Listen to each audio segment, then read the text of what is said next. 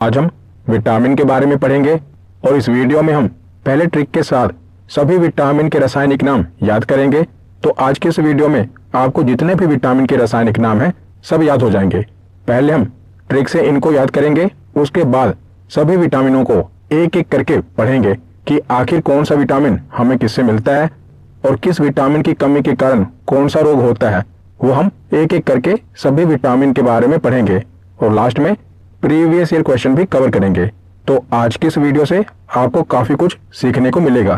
तो चलिए बिना देरी किए हुए वीडियो को शुरू करते हैं। तो चलिए वीडियो की शुरुआत करते हैं और सबसे पहले देखते हैं कि आखिर विटामिन कहते किसे हैं। तो विटामिन ऐसे कार्बनिक पदार्थ होते हैं जो कि हमारे शरीर में ऊर्जा तो नहीं देते लेकिन उपापचय क्रियाओं को नियंत्रित करते हैं। उपापचय क्रियाएं यानी कि मेटाबॉलिज्म, पाचन की दर को नियंत्रित करते हैं। और विटामिन हमारे शरीर में रोगों से रक्षा करने का कार्य करते हैं। तो विटामिन का काम क्या होता है? तो विटामिन हमें ऊर्जा तो नहीं देते लेकिन हमारे शरीर की रोगों से रक्षा करते हैं। पिछली वीडियो में भी मैंने आपको बताया था कि जो विटामिन है इनका क्या कार्य है, तो हमारे शरीर की रोगों से रक्षा करना ये विटामिन का कार्य है। तो विटामिन की खोज किसने की थी? तो विटामिन की खोज सबसे पहले हॉपकिंस के द्वारा की गई थी। इन्होंने विटामिन की खोज तो कर ली परंतु इन्होंने उसका नामकरण नहीं किया। इन्होंने ये तो ढूंढ लिया कि कुछ पोषक तत्व हैं जो हमारे शरीर की रोगों से रक्षा करते हैं, परंतु इन्होंने इसका नामकरण नहीं किया। तो आगे चलकर 1912 में कासिमिर फंक ने विटामिन शब्द का नामकरण किया था, इसीलिए इन्हें ही विटामिन का खोजकर्ता माना जाता है। तो जब भी परीक्षा में आपसे पूछा जाए कि विटामिन के खोजकर्ता कौन है, तो कासिमिर फंक ही आपको बताना पड़ेगा। तो फंक को ही विटामिन का खोजकर्ता माना जाता है क्योंकि इन्होंने ही इसका नामकरण किया और इन्होंने ही विटामिन पर डिटेल में अध्ययन किया। तो फंक को ही विटामिन का खोजकर्ता माना जाता है। तो हमारे शरीर में लगभग 13 विटामिन की आवश्यकता होती है। तो वो कौन कौन से विटामिन हैं वो आगे हम देखते हैं। तो देखिए 13 प्रकार के विटामिन की आवश्यकता हमारे शरीर को होती है। तो वो कौन कौन से विटामिन हैं? तो vitamin A, vitamin B complex. तो देखिए जो विटामिन बी है ना, इसकी एक पूरी फैमिली है। तो विटामिन बी 8 प्रकार के होते हैं, वो आगे हम देखेंगे, जिन्हें मिलाकर हम बी कॉम्प्लेक्स कह देते हैं। तो B complex, vitamin C, vitamin D, vitamin E और विटामिन के। तो देखिए बी कॉम्प्लेक्स कितने विटामिन हैं? 8 विटामिन। तो बी कॉम्प्लेक्स को छोड़ दिया जाए तो बाकी के जो विटामिन हैं ए, सी, डी, ई और के, ये 5 विटामिन हैं। और बी कॉम्प्लेक्स में कितने विटामिन आते हैं? तो 8 विटामिन आते हैं। तो टोटल मिलाकर 8 और 5 कितने हो गए? तो 13 विटामिन हो गए। तो हमारे शरीर को 13 विटामिन की आवश्यकता पड़ती है। आप इन्हें ए, बी, सी, डी, ई और के इस तरह याद रखना। तो घुलनशीलता के आधार पर विटामिन 2 प्रकार के होते हैं। तो विटामिन या तो पानी में घुलते हैं या वसा में घुलते हैं। तो वसा के बारे में यानी कि फैट के बारे में पिछली वीडियो में हमने पढ़ लिया था। तो जो विटामिन होते हैं या तो पानी में घुलते हैं या वसा में घुलते हैं। तो जो जल में घुलनशील हैं वो कौन कौन से विटामिन हैं? तो परीक्षा में पूछा जाता है कि बताइए कौन सा विटामिन जल में घुलनशील है या कौन सा विटामिन वसा में घुलनशील है। तो विटामिन बी और विटामिन सी ये जल में घुलनशील हैं और जो बच्चे vitamin A, vitamin D, vitamin E और विटामिन के ये वसा में घुलनशील हैं और इन्हें याद रखना भी आसान है। तो इसकी ट्रिक क्या है? तो वाटर में कौन से घुलनशील हैं? बी और सी। WBC के बारे में पता होगा, ये हमारे ब्लड का ही पार्ट है। नहीं पता तो कोई बात नहीं, हम ब्लड वाले चैप्टर में पढ़ेंगे, परंतु आपने इसके बारे में सुना तो जरूर होगा। WBC यानी व्हाइट ब्लड सेल। तो WBC से ही हम याद रखेंगे। W से वाटर और BC से विटामिन। तो वाटर में कौन से विटामिन घुलनशील हैं? तो B और C। तो WBC से आप याद रखिएगा कि वाटर में विटामिन बी और विटामिन सी घुलनशील हैं और जो बाकी बचे विटामिन वो किस में घुलनशील होंगे? तो विटामिन ए, डी, ई और के ये वसा में घुलनशील होंगे और विटामिन बी और सी ये वाटर में घुलनशील होंगे। कि जो विटामिन बी है और विटामिन सी है जो कि पानी में घुलनशील हैं, इन्हें प्रतिदिन भोजन के रूप में लेना होता है क्योंकि ये मूत्र के रूप में यानी कि पेशाब के रूप में शरीर से बाहर निकल जाते हैं और यह हमारे शरीर में ज्यादा देर तक नहीं रहते। तो विटामिन बी और विटामिन सी की आवश्यकता हमें ज्यादा होती है, प्रतिदिन होती है, क्योंकि ये विटामिन जल में घुलनशील हैं और मूत्र के रूप में ये हमारे शरीर से बाहर निकल जाते हैं, तो ये विटामिन हमारे शरीर में ज़्यादा देर तक नहीं रह पाते। और जो विटामिन ए, डी, ई और के हैं, ये वसा में घुलनशील हैं, जिसके कारण क्या होता है, ये वसीय ऊतकों यानी कि फैटी टिश्यू में संचित हो जाते हैं, स्टोर हो जाते हैं और हमारे शरीर के अंदर बहुत दिनों तक या महीनों तक भी रह जाते हैं।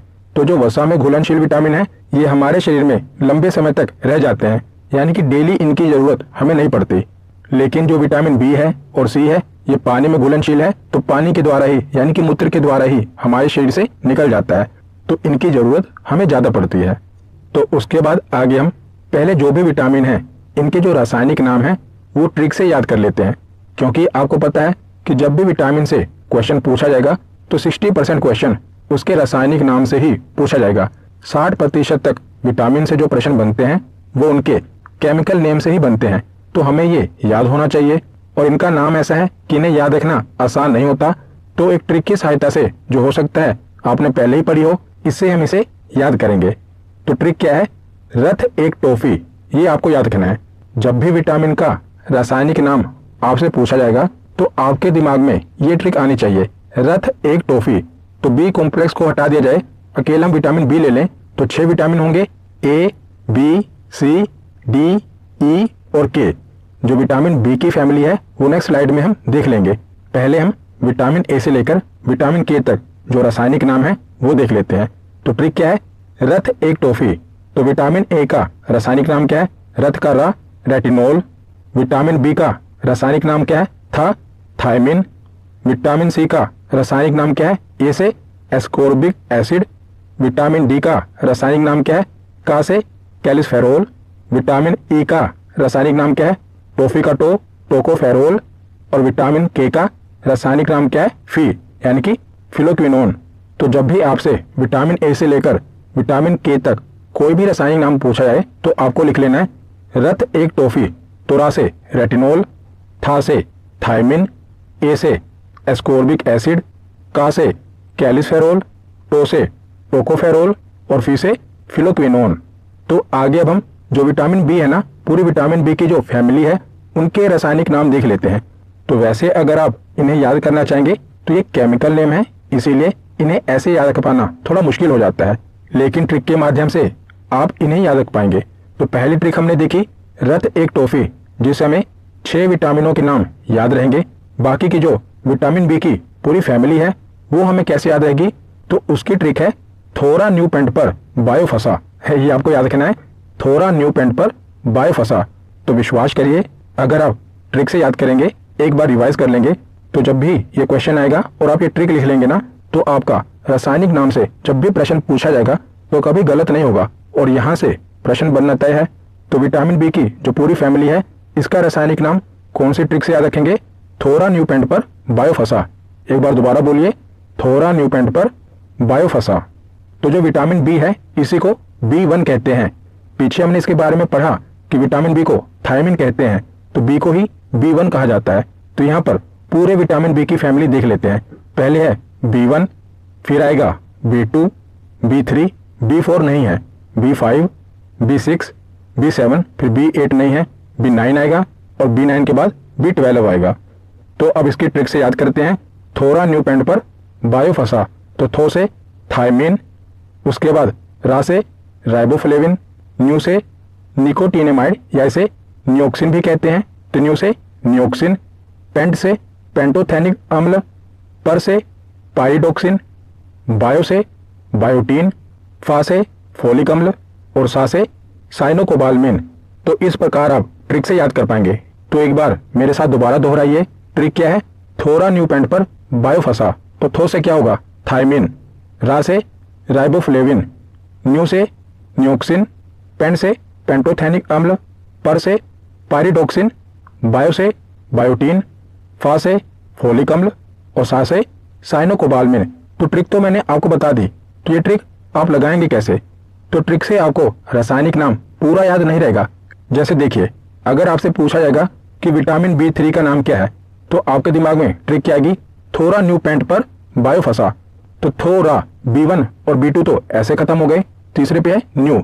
तो ना से ही इस विटामिन के नाम की शुरुआत होगी।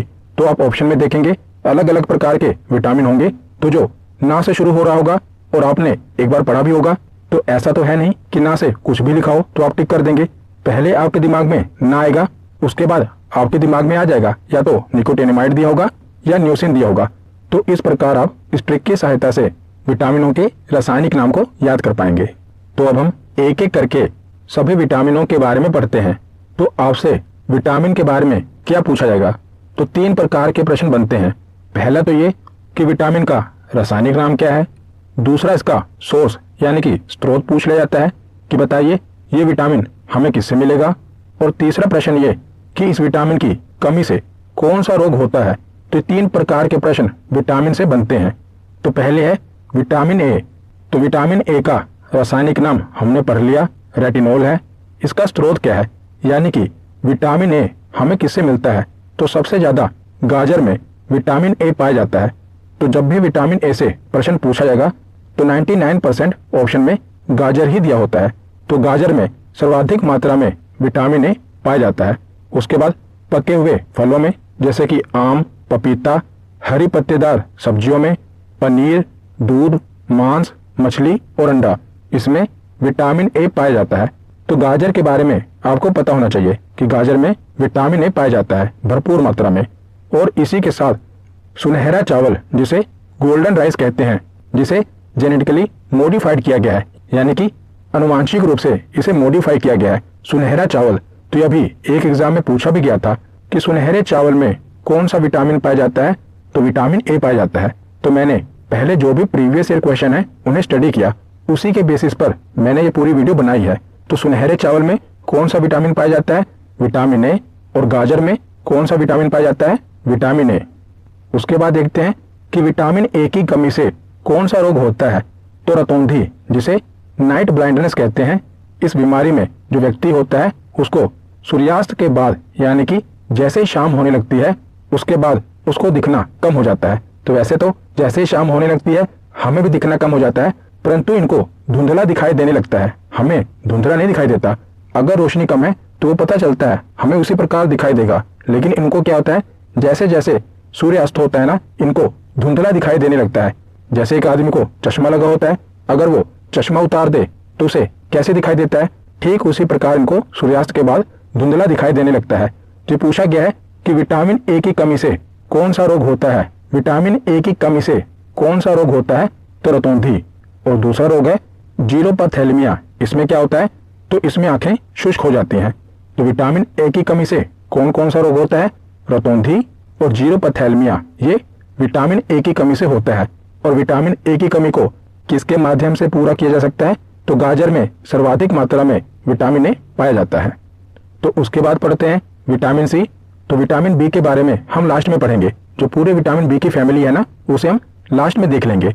पहले हम जो बाकी के विटामिन है इन्हें पढ़ लेते हैं ताकि आप कंफ्यूज ना हो। तो विटामिन ए हमने पढ़ लिया, अब देखते हैं विटामिन सी। तो विटामिन सी का रासायनिक नाम क्या है, एस्कोर्बिक अम्ल, एस्कोर्बिक एसिड। और इसका स्रोत क्या है, यानी कि किससे हमें विटामिन सी मिलेगा, तो आंवले में सर्वाधिक मात्रा में विटामिन सी पाया जाता है। याद रखिएगा, विटामिन सी सबसे ज्यादा प्रचुर मात्रा में किसमें पाया जाता है, आंवले में। और ज्यादातर जो भी खट्टे फल होते हैं ना, उसमें विटामिन सी पाया जाता है। तो याद रखिएगा, जो भी खट्टे फल हैं जैसे नींबू, संतरा, इमली, इन सभी में क्या पाया जाएगा, विटामिन सी पाया जाएगा। तो खट्टे फलों में अमरूद, नारंगी, पपीता, इन सब में विटामिन सी मिलता है। तो जो विटामिन सी है ना, इसे घाव भरने वाला विटामिन भी कहते हैं। तो जब भी हमारे शरीर में कहीं पर चोट लगती है ना, तो विटामिन सी क्या करता है, घाव को भरता है। तो इसे घाव भरने वाला विटामिन कहते हैं। और ये प्रश्न पूछा भी गया है कि किसे घाव भरने वाला विटामिन कहते हैं, तो विटामिन सी को। और प्रचुर मात्रा में विटामिन सी किस में पाया जाता है, तो आंवले में पाया जाता है। तो इसकी कमी से कौन सा रोग होता है, तो विटामिन सी की कमी से स्कर्वी नामक रोग होता है, जिसमें क्या होता है कि मसूड़ों में सूजन आ जाती है और खून निकलने लगता है। और इसमें दांत कमजोर हो जाते हैं और मुंह से भी दुर्गंध आने लगती है। तो विटामिन सी की कमी से कौन सा रोग होता है, तो ऑप्शन में स्कर्वी रोग दिया होता है। तो स्कर्वी में क्या होता है कि मसूड़े सूज जाते हैं, जैसा आप इमेज में देख रहे हैं, मसूड़े सूज जाते हैं और उसमें से खून निकलने लगता है स्कर्वी के कारण। तो विटामिन सी के बाद देखते हैं विटामिन डी। तो विटामिन डी का रासायनिक नाम क्या है? कैल्सिफेरोल। ये विटामिन डी का रासायनिक नाम है। तो विटामिन डी हमें किससे मिलता है? तो सूर्य के प्रकाश से, मछली के तेल से, अंडा और मांस से हमें विटामिन डी मिलता है। तो एक बात याद रखिएगा कि सूर्य के प्रकाश में विटामिन डी नहीं होता। ज़्यादातर हमें लगता है कि जो सूर्य का प्रकाश होता है उससे हमें विटामिन डी मिलता है। ये गलत है। सूर्य के प्रकाश की उपस्थिति में जो हमारा शरीर है ना, ये विटामिन डी बनाता है। यानी कि जो सूर्य का प्रकाश है वो हमारे शरीर को चाहिए विटामिन डी बनाने के लिए, लेकिन सूर्य के प्रकाश में विटामिन डी नहीं होता। जब हम सूर्य का प्रकाश लेते हैं तो हमारा शरीर विटामिन डी बनाता है। क्योंकि ज़्यादातर हम यही सुनते हैं कि सूर्य के प्रकाश में विटामिन डी होता है। नहीं, सूर्य के प्रकाश की उपस्थिति में हमारे शरीर में विटामिन डी बनता है।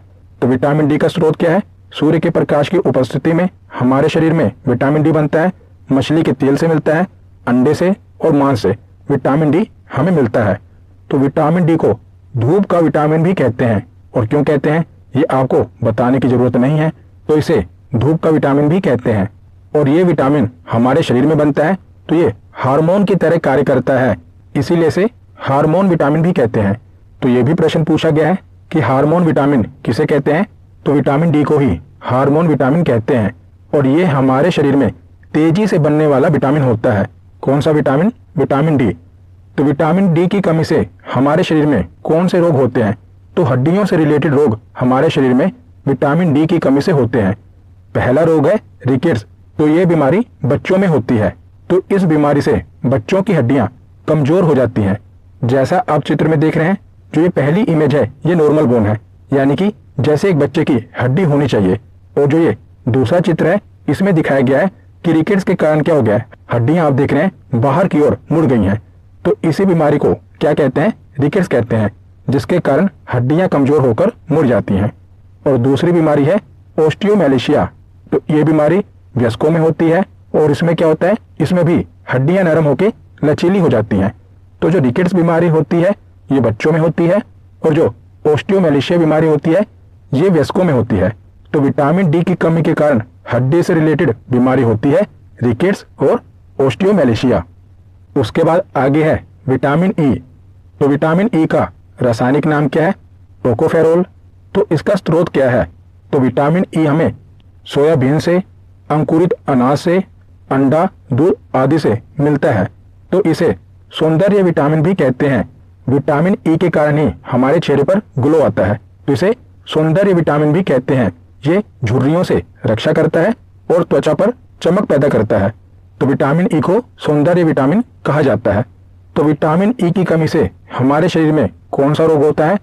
तो विटामिन ई की कमी से महिलाओं में बांझपन हो जाता है और पुरुषों में नपुंसकता का प्रभाव आ जाता है।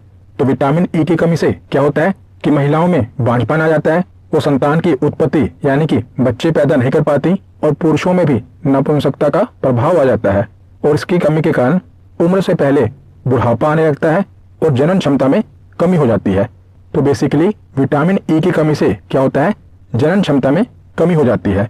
उसके बाद आगे देखते हैं विटामिन के। तो विटामिन के का रासायनिक नाम क्या है? फिलोक्विनोन। तो इसका स्रोत क्या है, ये हमें कहाँ से मिलता है? तो टमाटर, हरी पत्तेदार सब्जियों से और हमारी आंतों में भी विटामिन के उत्पन्न होता है। तो विटामिन के की कमी से हमारे शरीर में क्या होता है, तो इसकी कमी के कारण हमारे रक्त का थक्का नहीं बन पाता। तो विटामिन के क्या करता है, रक्त का थक्का बनाने में मदद करता है। यानी कि जब भी हमारे शरीर में कहीं पर चोट लग जाती है तो पहले तो खून निकलता है, लेकिन उसके बाद क्या होता है, खून जम जाता है, खून बहना बंद हो जाता है। वो किसके कारण? विटामिन के कारण। पर अगर हमारे शरीर में विटामिन के की कमी होगी तो क्या होगा, रक्त का थक्का नहीं बनेगा। यानी कि कहीं पर चोट लगेगी तो खून बहता ही रहेगा, रुकेगा नहीं, यानी कि रक्त का थक्का नहीं बनेगा। तो विटामिन के की कमी के कारण कौन सा रोग हो जाता है, रक्त का थक्का नहीं बन पाता। तो विटामिन बी को छोड़कर हमने बाकी के विटामिन पढ़ लिए। अब हम विटामिन बी की जो पूरी फैमिली है उसके बारे में पढ़ते हैं। तो पहले है विटामिन बी1, जिसे विटामिन बी कहिए या बी1 कहिए। तो विटामिन बी1 का रासायनिक नाम क्या है, थायमिन। और इसका स्रोत क्या है, तो मूंगफली, हरी पत्तेदार सब्जियां, दूध, मांस, अंडा आदि से हमें विटामिन बी मिलता है। तो ज़्यादातर विटामिन हमें हरी पत्तेदार सब्जियों से मिल जाते हैं। दूध से और हरी पत्तेदार सब्जियों से ज़्यादातर विटामिन हमें मिल जाएंगे। तो विटामिन B1 हमें किससे मिलता है? मूंगफली से, हरी पत्तेदार सब्जियों से, दूध से, मांस से और अंडे से। तो विटामिन B1 की कमी के कारण हमारे शरीर में कौन सा रोग होता है? तो विटामिन B1 की कमी के कारण बेरी रोग हमारे शरीर में हो जाता है, जिसमें क्या होता है? हमारी मांसपेशियों में खिंचाव आता है। तो विटामिन B की कमी के कारण कौन सा रोग होता है? बेरी। तो विटामिन B1 के बाद है विटामिन B2। तो विटामिन B2 का रासायनिक नाम क्या है? तो राइबोफ्लेविन इसका रासायनिक नाम है। और ये हमें किससे मिलता है? तो केले से, हरे पत्तेदार सब्जियों से, दूध से, मांस से और अंडे से विटामिन B2 मिलता है। और इसकी कमी से हमारे शरीर में कौन सा रोग होता है? तो जीभ संक्रमित हो जाती है, अर्थात जीभ पर छाले पड़ जाते हैं और त्वचा और होंठ का फटना, जिससे किलोसिस रोग हो जाता है। तो इसकी कमी से हमारी त्वचा और होंठ फटने लगते हैं और जीभ होंठ फटने लगते हैं और जीभ पर छाले पड़ जाते हैं। तो ये किसकी कमी के कारण होता है? तो ये विटामिन B2 की कमी के कारण होता है। उसके बाद है विटामिन B3। तो विटामिन B3 का रासायनिक नाम है निकोटिनेमाइड या नियोसिन। तो इसका स्रोत क्या है? तो ये हमें मूंगफली से, हरी पत्तेदार सब्जियों से, दूध से, मांस से मिलता है। तो इसकी कमी से हमारे शरीर में कौन सा रोग हो जाता है? तो इसे पिलागरा कहा जाता है। तो इसकी कमी से हमारे शरीर में पिलागरा हो जाता है, जिसे 4D सिंड्रोम कहा जाता है। तो 4D सिंड्रोम क्या है? इसमें 4D आएंगे, जैसे लिखा है ना 4D। तो कौन कौन सा? डायरिया, तो इससे पहले दस्त लग जाएगी, यानी कि पतली पतली लैट्रिन होने लगेगी। दूसरा है डिमेंशिया, मानसिक विकृति एवं मंद बुद्धि की स्थिति हो जाती है। तीसरा है डर्मेटाइसिस, जिसमें त्वचा में सूजन हो जाती है और खुजली हो जाती है। और चौथा D है डेथ, यानी कि अंत में अगर हमारे शरीर में लगातार विटामिन B3 की कमी बनी रहे तो अंत में मृत्यु भी हो सकती है। इसीलिए इसे 4D सिंड्रोम कहा जाता है। तो 4D कौन कौन से हैं? डायरिया, डिमेंशिया, डर्मेटिसिस और डेथ, ये इसके 4D हैं। इसे पिलागरा भी कहा जाता है। ये विटामिन B3 की कमी के कारण होता है। उसके बाद देखते हैं विटामिन B5, B4 नहीं है, विटामिन B5। तो विटामिन B5 का रासायनिक नाम क्या है? पेंटोथेनिक अम्ल। और इसका स्रोत क्या है? तो टमाटर से, मूंगफली से, दूध और मांस से हमें विटामिन B5 मिलता है। और इसकी कमी से हमारे शरीर में कौन सा रोग होता है? तो हमारे बाल सफ़ेद होने लगते हैं और मंद बुद्धि होना, ये दोनों कमियां किसके कारण होती हैं? विटामिन B5 की कमी के कारण होती हैं।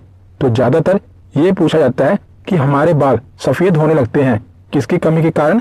विटामिन B5 की कमी के कारण हमारे बाल सफ़ेद होने लगते हैं। उसके बाद है विटामिन B6। तो विटामिन B6 का रासायनिक नाम क्या है? तो इसका रासायनिक नाम है पायरिडोक्सिन। और ये हमें किससे मिलता है? तो मांस से, अनाज से, बादाम और सब्जियों से विटामिन B6 मिलता है। और इसकी कमी से हमारे शरीर में कौन सा रोग हो जाता है? तो एनीमिया, यानी कि खून की कमी हो जाती है। और त्वचा रोग विटामिन C की कमी के कारण होता है। तो कौन कौन से रोग होते हैं? एनीमिया होता है और त्वचा रोग हो जाता है। उसके बाद आगे है विटामिन B7। तो B7 का रासायनिक नाम क्या है? तो इसका रासायनिक नाम है बायोटीन। और इसका स्रोत क्या है? तो मांस, अंडा, दूध और सब्जियां इसका स्रोत है। और विटामिन B7 को ही विटामिन H के नाम से भी जाना जाता है। तो याद रखिएगा, विटामिन B7 का ही अन्य नाम क्या है? Vitamin H। और इसकी कमी से हमारे शरीर में कौन सा रोग हो जाता है? तो लकवा मार जाता है, शरीर में दर्द होने लगता है और बालों का गिरना भी विटामिन B7 की कमी के कारण होता है।